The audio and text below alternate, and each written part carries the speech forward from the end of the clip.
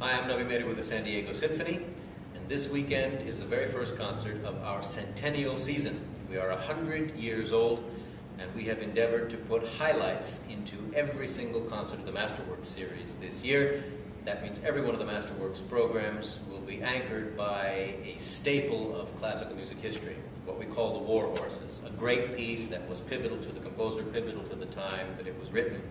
And we start that right off the bat this weekend with a huge program featuring Sir James Galway, a legend of the flute, playing Mozart's Second Flute Concerto, also BIZET's Carmen. He's doing a fantasy on themes from the opera Carmen by BIZET.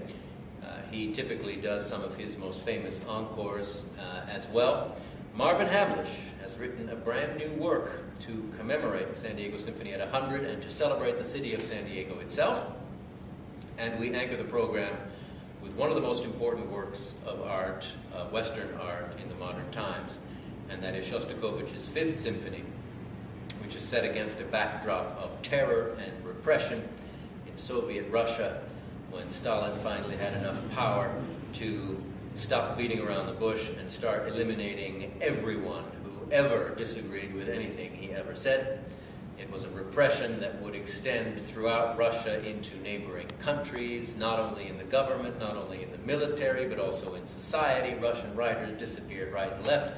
At the height of the terror, 1936 to 1938, perhaps 1 million people were killed. That's about 1,000 people a day being shot. Shostakovich had people rounded up around him right and left.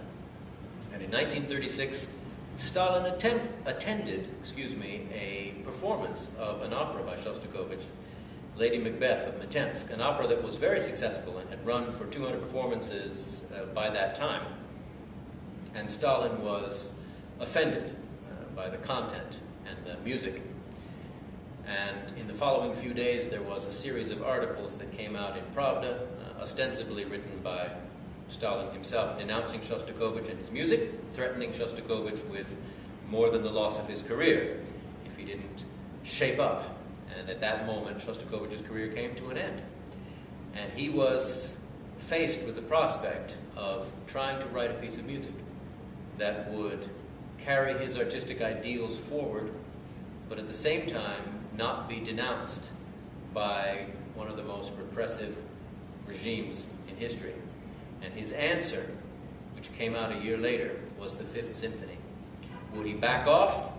Would he take it in light? Would he write some flag-waving, banal little piece? Or would he stick to his guns? What he did was pare down his language even further, make it even more powerful, more elemental, but it did not pull any punches. It was full of horror, of bleakness, of drama, of emotion, but he got away with it. It was so successful that there was very little anybody could do. The ovation on opening night went on for more than half an hour.